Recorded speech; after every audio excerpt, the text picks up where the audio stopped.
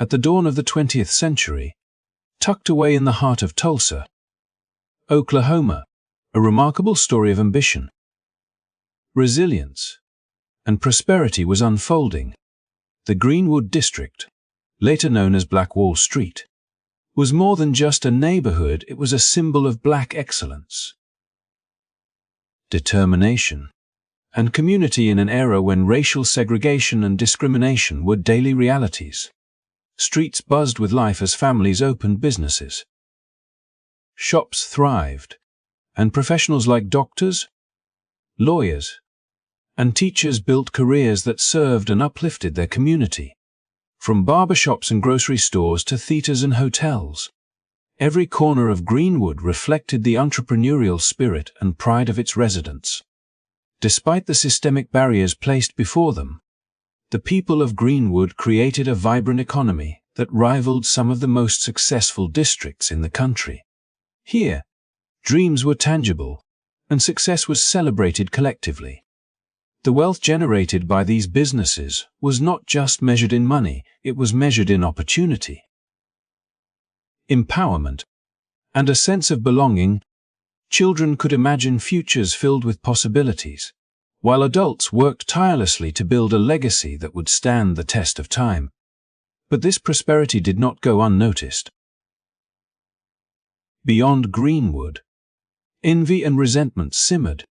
In a society structured by rigid racial hierarchies, the achievements of Black Wall Street challenged long-held prejudices and sparked tensions among those unwilling to see equality as attainable. The stage was set for a story that would reveal both the heights of human ambition and the depths of societal injustice. Yet, before tragedy struck, Greenwood thrived as a testament to the power of community. Families supported one another. Neighbors collaborated, and entrepreneurs shared their knowledge and resources.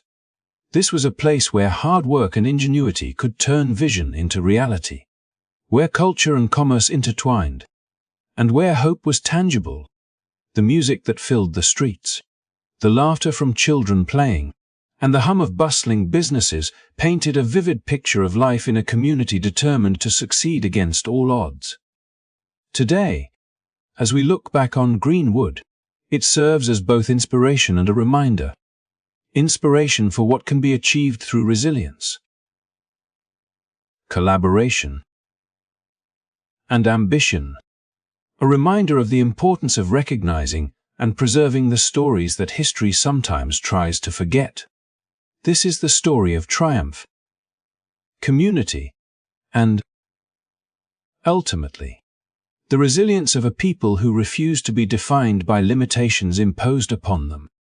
If you want to uncover more powerful stories from history, learn the lessons they carry, and honor the legacies of communities like Greenwood, make sure to like this video, subscribe to the channel, and hit the notification bell so you never miss an episode.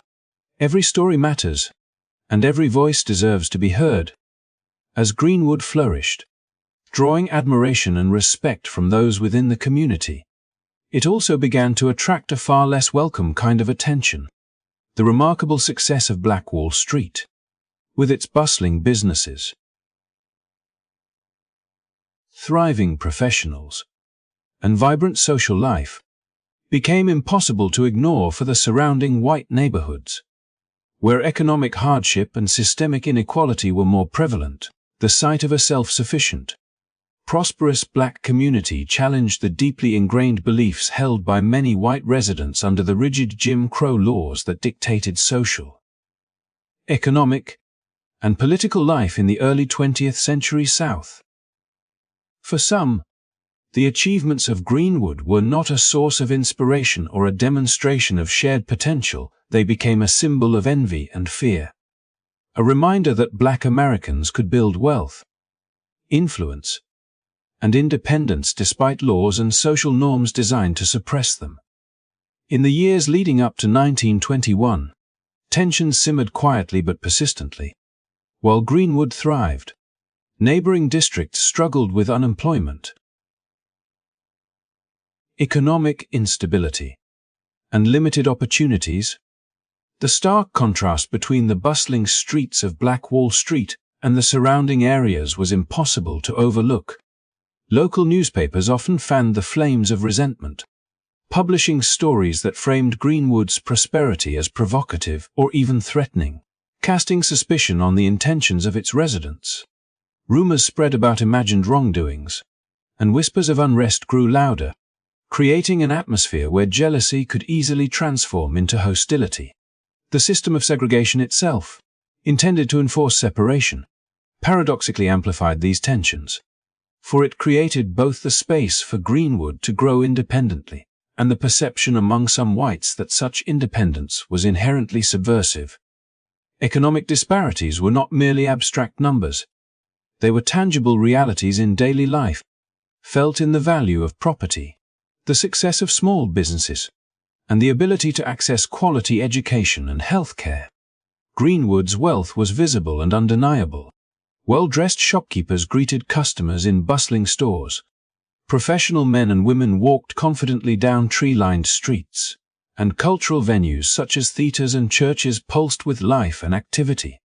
For those watching from the outside, particularly those constrained by poverty and systemic barriers, this image of prosperity could provoke resentment that was easy to misdirect.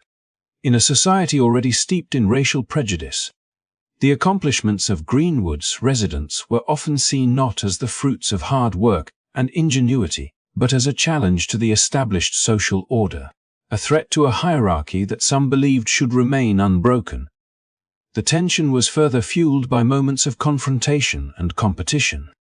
Small incidents that in isolation might have been harmless but in the charged atmosphere of racial distrust took on disproportionate significance.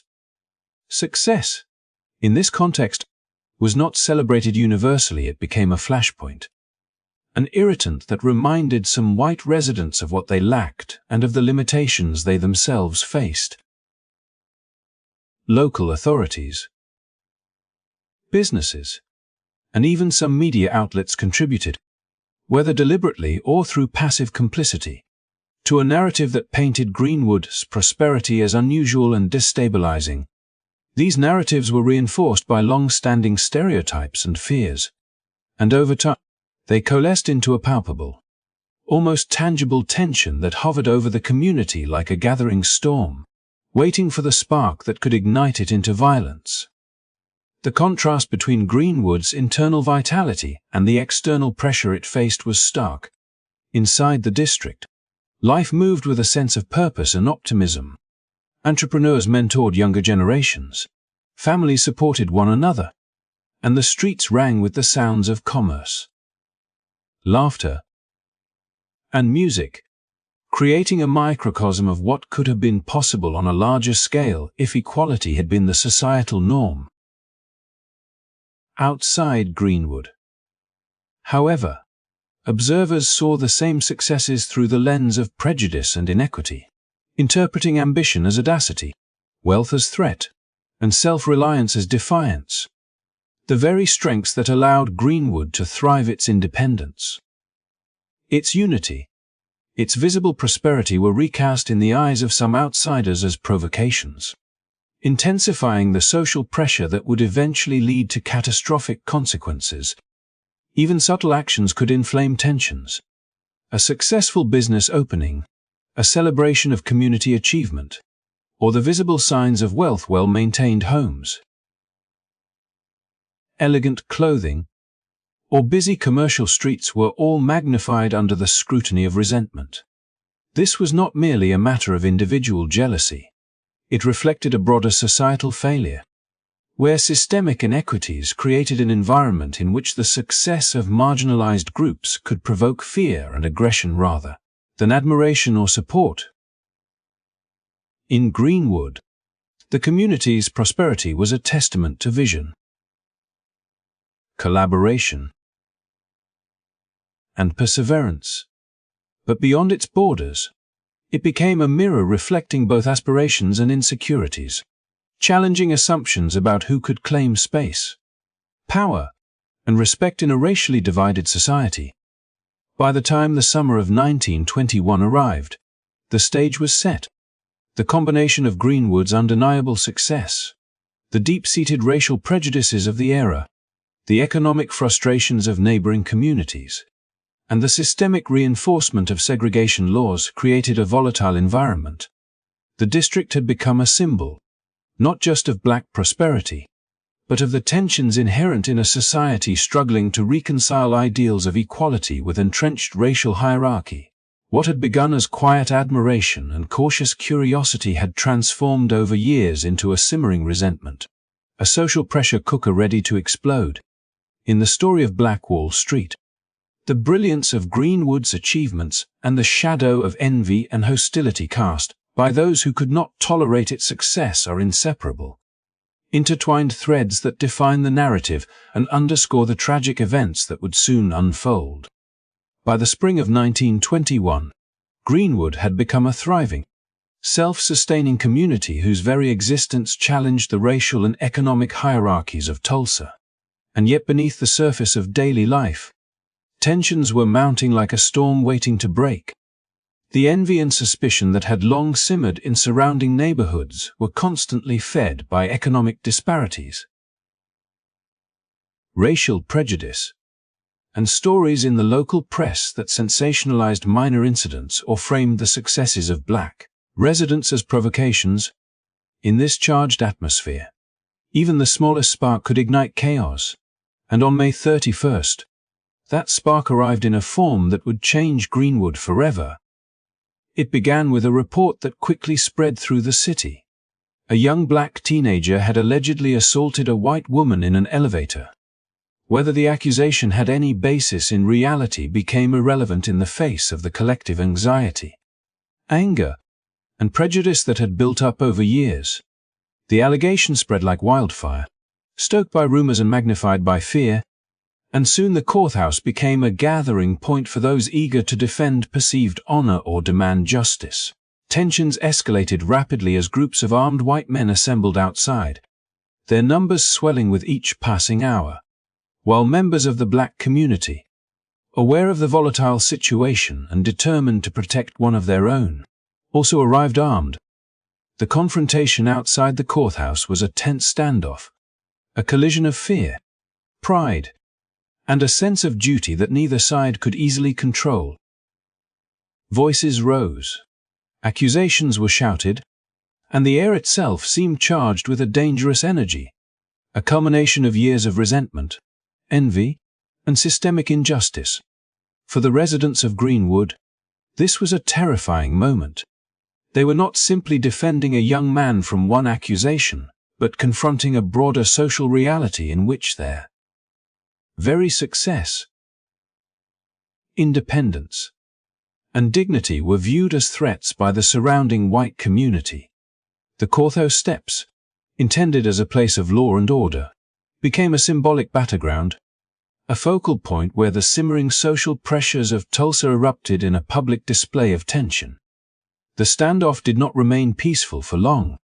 What had started as a confrontation rooted in accusation quickly spiraled out of control, fueled by fear, anger, and the presence of weapons on both sides. Shots were fired, whether intentionally or by accident remains uncertain, but the result was immediate and catastrophic. Panic swept through the crowd, and the fragile barrier between verbal confrontation and physical violence was shattered. As chaos erupted outside the courthouse, groups of armed white men, some deputized and acting with the tacit approval of authorities, began to move toward Greenwood with intent and momentum, while black residents scrambled to protect themselves, their families, and their community from the looming threat. In those critical hours, Greenwood transformed from a place of prosperity and hope into a community under siege. The false accusation had become more than a rumor. It had become a trigger, unleashing years of pent-up racial tension and hostility that had been simmering just beneath the surface. Homes, businesses, and cultural institutions that had taken decades to build now faced the prospect of destruction as fire, looting, and violence spread through the district. The courthouse confrontation was merely the opening act, a flashpoint that revealed the depth of prejudice and the fragility of peace in a society sharply divided along racial lines. The residents of Greenwood, though unprepared for the scale of violence that would follow, displayed remarkable courage in the face of imminent danger. Families barricaded their homes, neighbors warned one another, and community members worked to protect what they could. Yet against the overwhelming numbers and organized aggression of the armed white mobs, their efforts, however valiant, could only delay the inevitable. The confrontation outside the courthouse was both literal and symbolic. It represented not just a fight over one young man's fate, but a collision between a thriving community asserting its right to exist and a surrounding society unwilling to tolerate that assertion. As the sun set on May 31, 1921, the standoff had set in motion a chain of events that would leave Greenwood forever scarred. The alleged assault, which had sparked the confrontation, became inseparable from the broader narrative of racial violence, jealousy, and systemic inequity. The courthouse, the symbol of law, justice, and civic order, had become a flashpoint for societal failure, showing how prejudice, rumor, and fear could override reason and humanity. What followed in the coming hours was a tragedy of unimaginable scale, a massacre that would destroy homes, businesses, and lives, and yet it began with that single, false accusation, a reminder of how fragile the balance between peace and violence can be when society is riddled with injustice and division. The events of that day illustrate the profound consequences of unchecked prejudice and social tension. The accusation that brought armed groups to the courthouse was merely a catalyst. The deeper causes lay in systemic inequality, years of envy and suspicion, and the refusal of surrounding society to accept the success and dignity of Greenwood's residents. In retrospect, the confrontation outside the courthouse stands as a chilling prelude to the devastation that would engulf Blackwall Street, a stark example of how a community's triumphs, no matter how hard-earned, could provoke fear and fury in a world structured by inequality. It is a story of resilience, tragedy, and a society forced to confront the consequences of its own divisions. A story that echoes through history as both a warning and a call to remember. As the confrontation outside the courthouse spiraled into violence, what had begun as a standoff between armed groups rapidly escalated into a full-scale attack on Greenwood, transforming the vibrant neighborhood into a battlefield, fueled by years of jealousy, fear, and systemic prejudice. White mobs, some acting independently, others deputized and armed by local authorities, descended upon the district with a coordinated fury that left little room for resistance. Streets that had once hummed with the energy of commerce, laughter, and music became scenes of chaos, confusion, and terror, as the residents of Greenwood faced a level of aggression that no community should ever endure. The mobs moved with both determination and a chilling sense of entitlement, seeing themselves as enforcers of an unjust social order, while the people of Greenwood scrambled desperately to protect their families, homes, and livelihoods. The looting began almost immediately, with shopkeepers and homeowners witnessing the destruction of what had taken years, even decades, to build. Stores that had provided goods, services, and employment to the community were emptied in minutes, their shelves stripped bare, their contents destroyed or stolen. Banks and offices, symbols of Greenwood's economic independence, were ransacked, with records and documents evidence of years of careful planning and prosperity burned or discarded. The sense of security that residents had cultivated within the district, nurtured over generations, vanished in the blink of an eye, replaced by the frightening realization that the very authorities meant to protect them were either participating in or facilitating the violence. As looting spread, fires ignited, consuming blocks of homes and businesses with alarming speed. Flames licked the sky, filling the streets with smoke that darkened the sun and cloaked the scene in a surreal haze. While families fled for safety with whatever they could carry, the fires were not random accidents of chaos. They were deliberate, a tool of destruction intended to erase Greenwood from the map entirely. The crackle of burning wood, the shattering of windows, and the collapse of structures created a relentless soundtrack of devastation, underscoring the human and material cost of the assault. For those trapped within the district, the experience was one of sheer horror, a test of resilience as they sought shelter, protection, and a way to survive amid the onslaught. The scale of the attack revealed the depth of societal failure. What should have been a community safeguarded by law and order became a target of sanctioned violence, exposing the complicity of institutions that were supposed to uphold justice. Deputized mobs carried the authority of local governance with them, a chilling reminder that power could be wielded not to protect citizens but to enforce inequality. Greenwood's residents, many of whom had served and contributed to the wider Tulsa community, suddenly found themselves vulnerable, their achievements and hard work rendered meaningless in the face of collective aggression. The very existence of Black Wall Street, a symbol of perseverance and ingenuity, was now being challenged by those who viewed its prosperity as an affront rather than a testament to human potential. Despite the overwhelming odds, the people of Greenwood exhibited extraordinary courage and determination. Families worked together to rescue one another. Neighbors helped carry the elderly and children to safer areas. And individuals risked their own safety to protect their homes and businesses as best they could. Yet the power imbalance was staggering, and the speed and organization of the mobs meant that resistance could only delay the inevitable. Streets once filled with life and energy became avenues of fear, where the echo of footsteps, shouts, and gunfire replaced the sounds of daily commerce. The community's unity, which had been its greatest strength, was tested to the limit as the forces arrayed against it sought to dismantle not just property, but the very identity of Greenwood. As the fires burned through block after block, a cultural and economic heart of Black America was being destroyed in real time.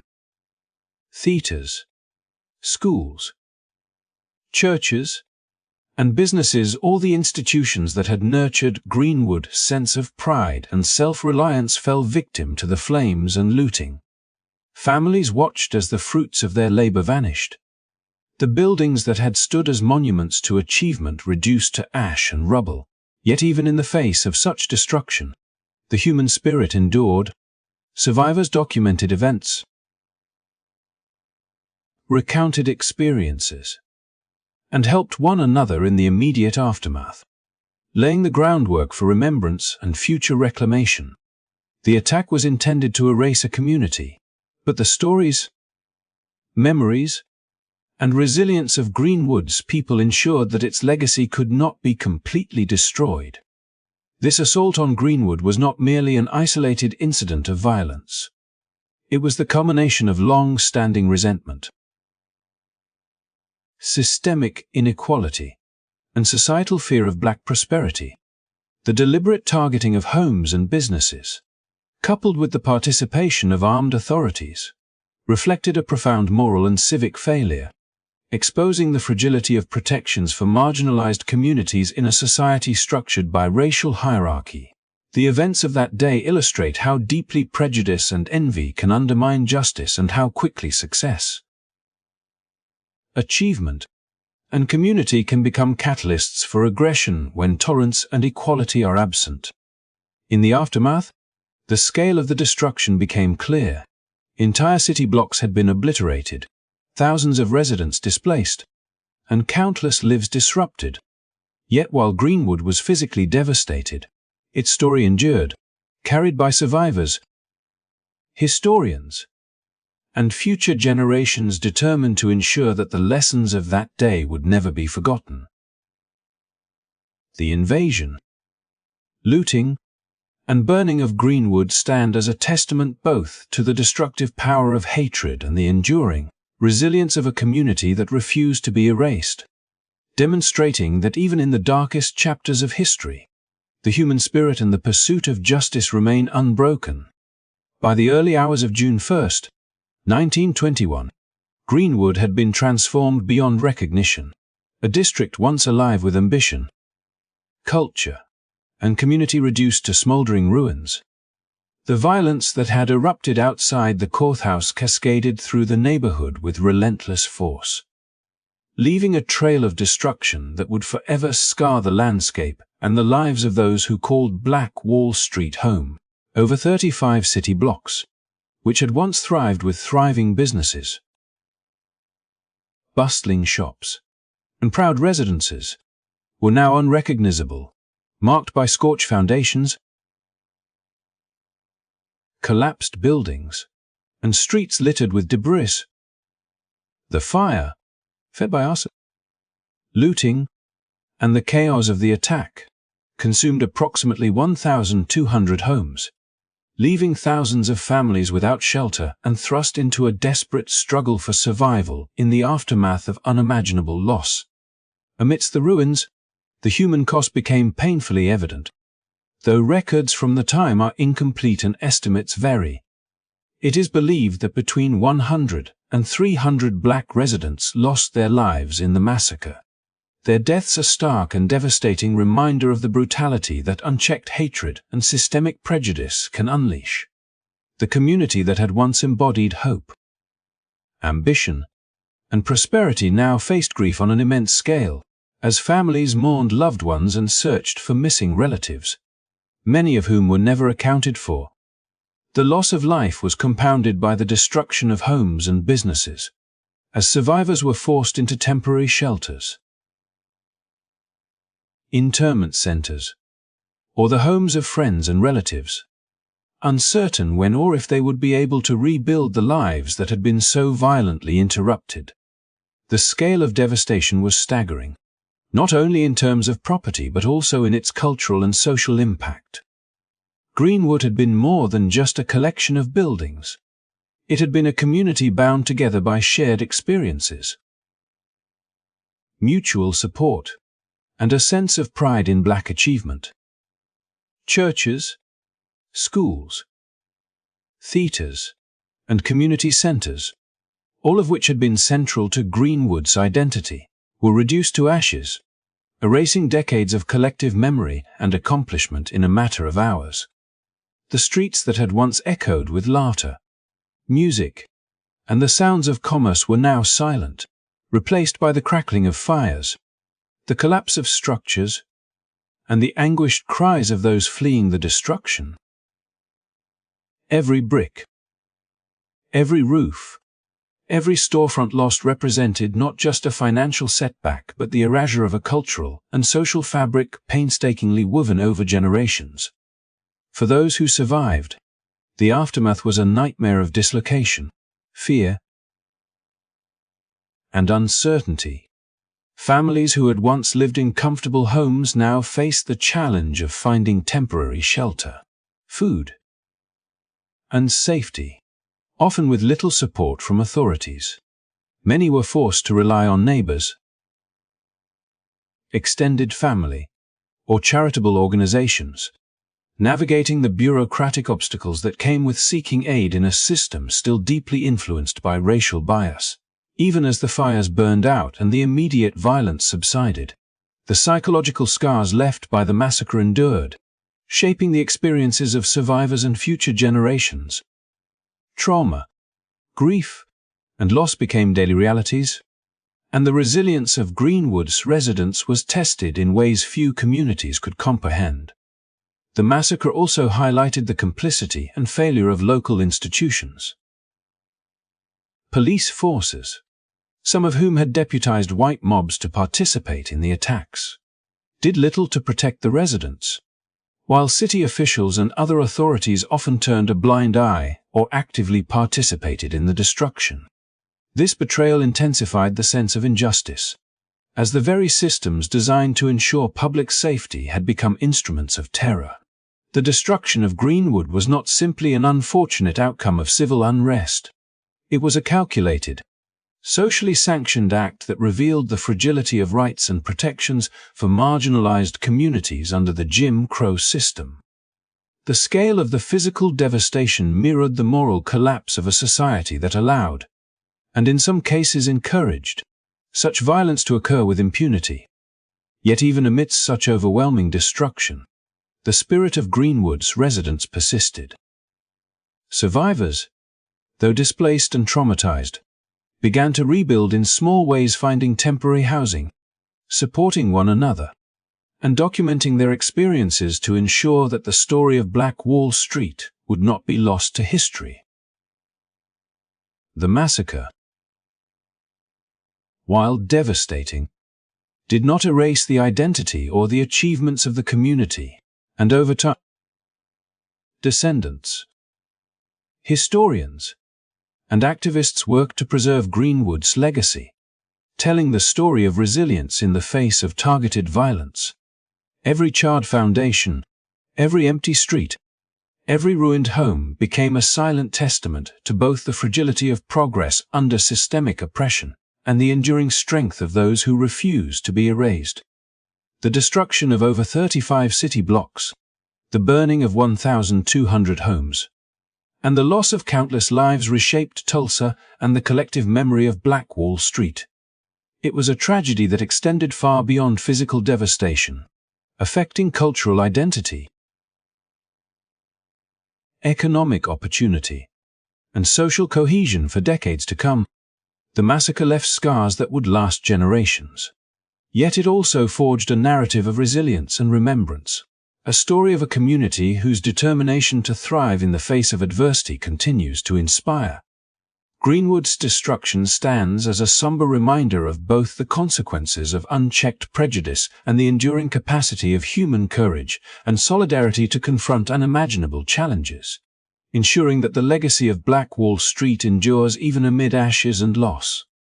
In the aftermath of the devastation that had engulfed Greenwood, the expectation that local authorities and the National Guard would step in to restore order and provide protection was met with a bitter and disheartening reality. The very institutions meant to safeguard citizens instead revealed the deep fissures in a society structured by racial prejudice and systemic inequality. As fires continued to consume homes and businesses, and as the cries of those fleeing the violence echoed through the streets, law enforcement largely failed to intervene in any meaningful way, leaving the residents of Greenwood to fend for themselves against overwhelming forces.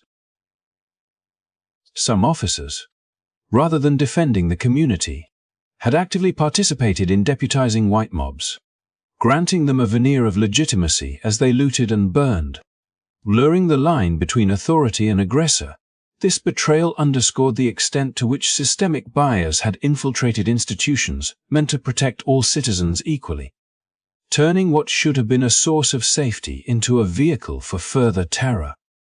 The arrival of the National Guard, which might have served as a stabilizing presence, did little to alleviate the suffering, rather than focusing on the protection of Black residents and their property. Troops often enforced the segregation of survivors into internment camps, containing those who had lost everything instead of facilitating their recovery. Families who had fled the flames, carrying only what they could save, were corralled into makeshift holding areas, sometimes guarded and monitored as if they were prisoners rather than victims. Women and children who had endured the trauma of seeing their homes, businesses, and loved ones destroyed found themselves confined and stripped of autonomy, their dignity further compromised by the very authorities that were supposed to restore order. The experience of internment camps added an additional layer of hardship, amplifying grief, fear, and frustration while exposing the failures of a system that prioritized control over care, punishment over protection. Within these camps, the human toll of the massacre became even more apparent. Survivors, already traumatized by the violent assault on their community, were now confronted with overcrowded conditions, inadequate food, and limited access to medical care. Personal belongings, family heirlooms, and business records had been destroyed or stolen, and the interment system offered no assistance in reclaiming what had been lost. Children, many of whom had witnessed horrific scenes of destruction, were confined alongside parents and relatives, navigating the confusion and fear of displacement in a context that provided little reassurance or hope. The very authorities meant to respond to crisis instead perpetuated suffering, underscoring a societal failure to recognize the humanity of Greenwood's residents or the injustice of what they had endured. While the physical destruction of over 35 city blocks and the burning of 1,200 homes was itself staggering, the response or lack thereof by law enforcement and the National Guard compounded the tragedy. The deliberate inaction and misallocation of authority revealed the depth of systemic inequities, showing how institutional power could be wielded not to protect citizens but to reinforce social hierarchies and maintain control over marginalized populations. Greenwood, which had symbolized resilience, prosperity, and community, now found itself under the control of a system that viewed its residents with suspicion and hostility, rather than as victims deserving assistance. The failure to intervene during the attacks and the subsequent treatment of survivors highlighted the moral and civic shortcomings of a society that allowed racial prejudice to dictate action, leaving the most vulnerable not only exposed to violence but also denied justice in its immediate aftermath. Amidst this profound failure, the resilience of Greenwood's residents became all the more remarkable. Families who had lost everything worked together to navigate the internment camps, sharing resources, offering support to one another, and maintaining a sense of community even in confinement. Survivors documented their experiences, spoke out about the injustice they endured, and sought avenues to rebuild their lives, despite the indifference or hostility of local authorities. This determination to persevere in the face of systemic neglect was both an act of defiance and a testament to the enduring strength of a community that had been attacked, betrayed, and displaced, yet refused to be erased. The interment of survivors also revealed the broader societal dynamics at play. Greenwood's destruction was not merely the result of a spontaneous eruption of violence, but the consequence of a society that condoned inequality and turned a blind eye to systemic injustice. The treatment of those who survived the massacre underscored the pervasive impact of racial bias within institutions, demonstrating how deeply ingrained prejudice could shape the response to crisis and dictate the fates of entire communities. The failure of local police and the National Guard to protect Greenwood as residents and instead confine them in camps symbolized a stark continuation of the violence that had begun with the fires and looting, extending the trauma beyond the immediate physical destruction into the realm of institutional betrayal. Despite these immense challenges, the survivors of Greenwood displayed extraordinary courage and agency. Even within internment camps, families found ways to support one another, to maintain dignity, and to plan for the future, refusing to allow their identity and history to be erased. The experience of being confined and controlled did not extinguish their sense of community. Instead, it highlighted the importance of solidarity and resilience, demonstrating how human strength and collaboration can endure even in the harshest conditions. Over time, these stories would be passed down, becoming a crucial part of Greenwood's legacy and a reminder of both the failures of institutions and the enduring capacity of a community to survive. Remember and reclaim its history. The failure of law enforcement and the National Guard, coupled with the internment of survivors, remains a poignant chapter in the story of Black Wall Street, illustrating how systemic injustice can compound the suffering caused by violence. It serves as a sobering reminder that resilience and courage often exist not in the absence of oppression, but in direct response to it. and that the true measure of a community is found not only in its achievements but in its ability to endure, rebuild, and insist on recognition even when society fails to protect it. Greenwood's story, both in its prosperity and in its tragedy, continues to resonate as a testament to the strength of human spirit, the consequences of institutional failure, and the enduring pursuit of justice against overwhelming odds. In the years following the devastation of Greenwood, the story of Black Wall Street and the massacre that had destroyed it was largely erased from public memory, swept under the rug by a combination of fear, systemic neglect, and deliberate omission from official narratives. For decades, survivors who had witnessed unimaginable horrors were reluctant to speak, their voices muted not only by trauma, but by the persistent reality that recounting the events could invite further discrimination, social ostracism, or even violence. Families who had lost loved ones and homes were compelled to rebuild quietly, often without assistance, navigating a society that preferred to ignore the scale of what had occurred rather than confront it. Schools, newspapers, and government records offered little acknowledgement. Textbooks glossed over Greenwood's history, and the massacre itself was either omitted entirely or reduced to vague references, leaving generations of Americans unaware of one of the most devastating attacks on a black community in the nation's history. This silence was not accidental. It reflected the broader societal reluctance to confront uncomfortable truths about racial violence, economic jealousy, and systemic injustice.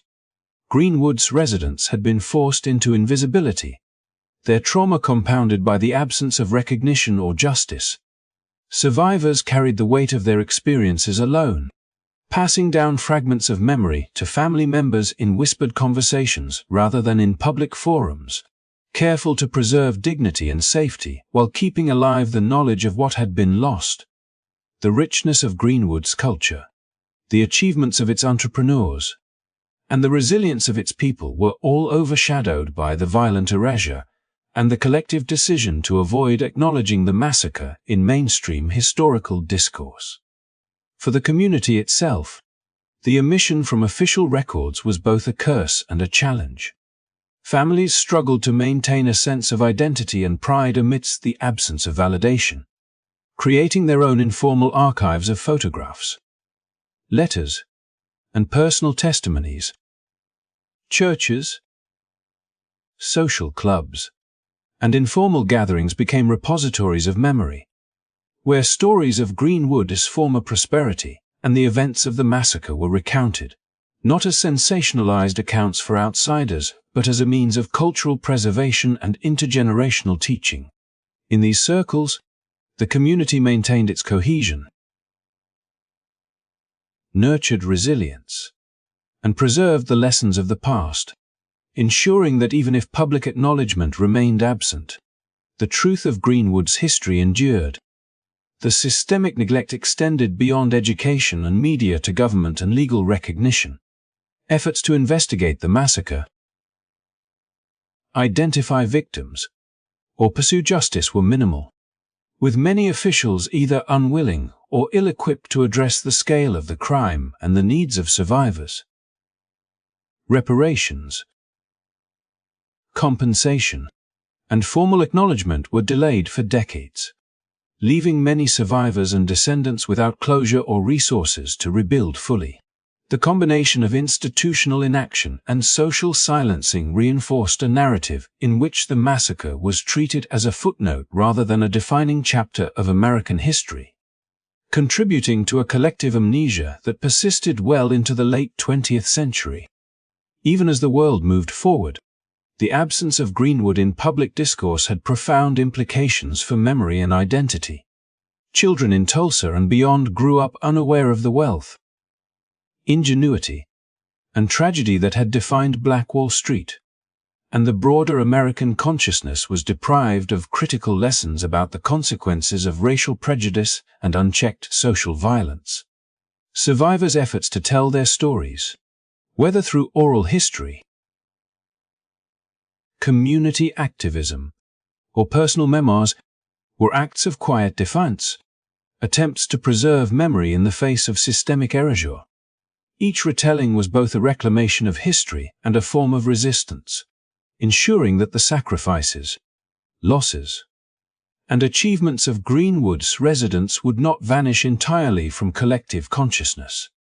The culture of silence also reflected the pervasive fear that speaking out could provoke renewed hostility or jeopardize fragile social positions. Survivors weighed the risks of telling their stories against the need to protect themselves and their families, often choosing discretion over confrontation. This self-imposed silence,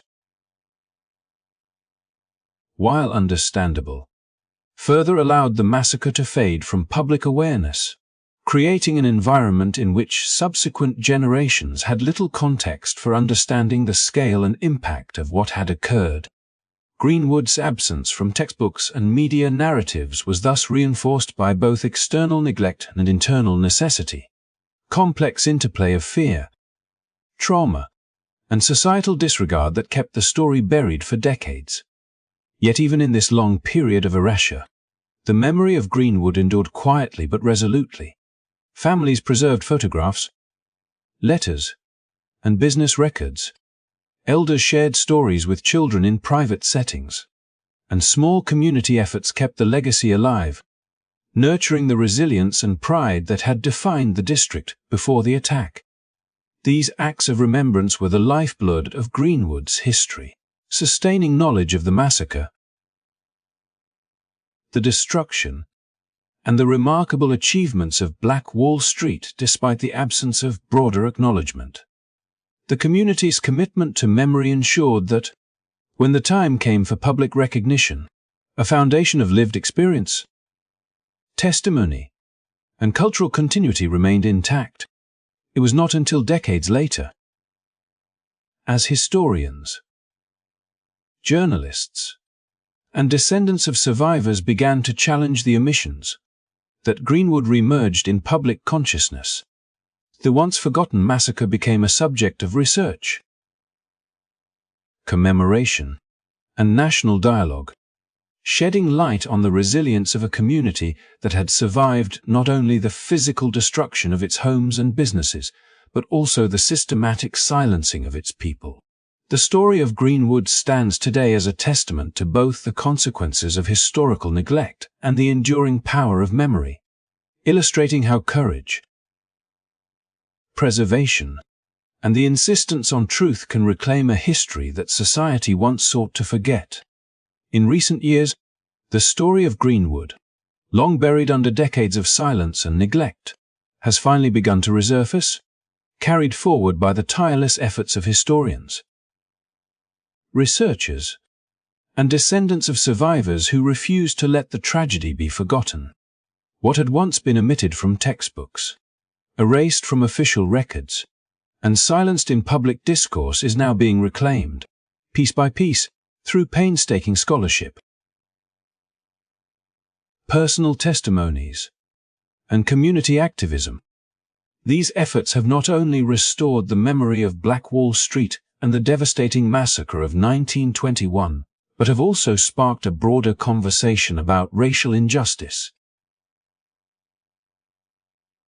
historical accountability, and the enduring consequences of systemic discrimination in America. Descendants of Greenwood's residents have emerged as powerful voices in this revival, connecting the past to the present through storytelling, oral histories, and advocacy. They have sought to honor the courage and resilience of their ancestors while demanding recognition of the injustices committed against their families and their community. Their work goes beyond remembrance. It is a call for justice and reparations, acknowledging that the destruction of Greenwood was not a natural disaster or an isolated incident, but a calculated act of racial violence with lasting economic, cultural, and social consequences. Through legal challenges,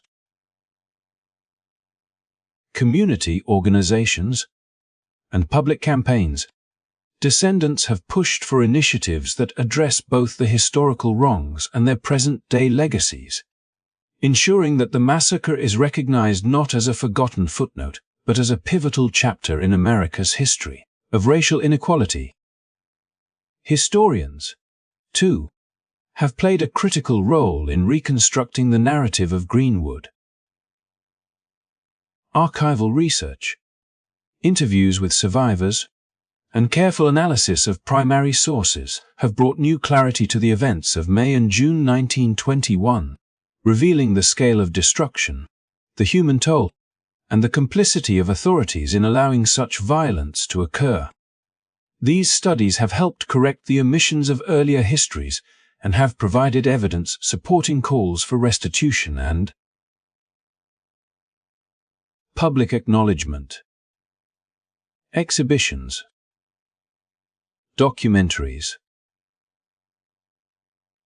scholarly publications, and museum projects have further amplified the story, bringing Greenwood's history to wider audiences and encouraging critical reflection on the enduring effects of racial prejudice and systemic inequity. By restoring this chapter of history to the public consciousness, historians are helping to ensure that the lessons of Greenwood are learned and that its legacy informs conversations about justice, equality, and community resilience today. The revival of Greenwood's story has also inspired educational initiatives aimed at addressing the gaps in collective memory.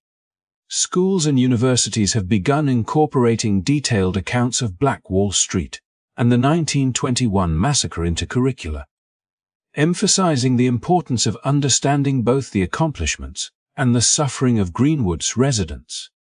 Students learn not only about the economic and cultural achievements of the district, but also about the societal forces that enabled its destruction, gaining a deeper awareness of how systemic racism and unchecked prejudice can devastate communities.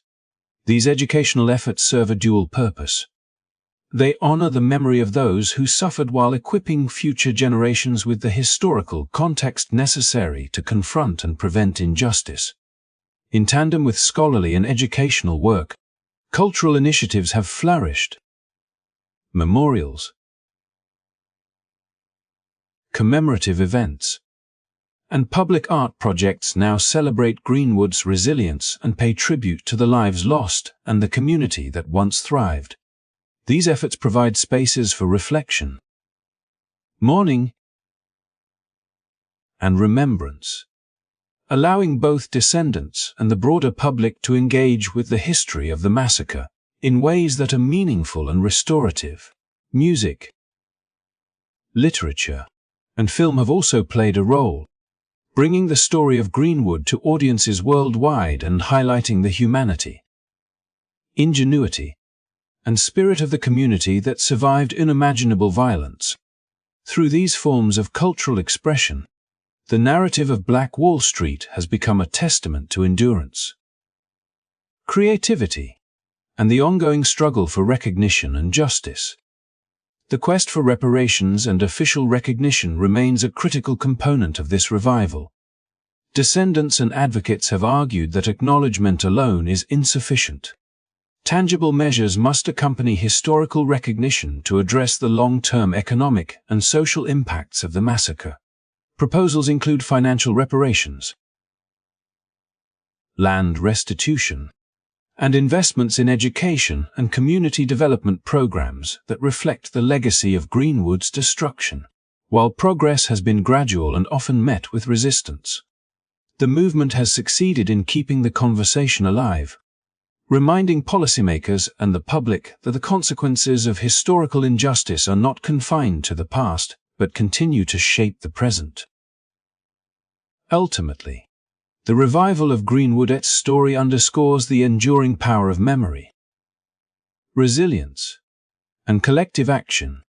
It demonstrates that even after decades of silence, the truth cannot remain buried forever, and that communities can reclaim their history, honor their ancestors, and demand justice.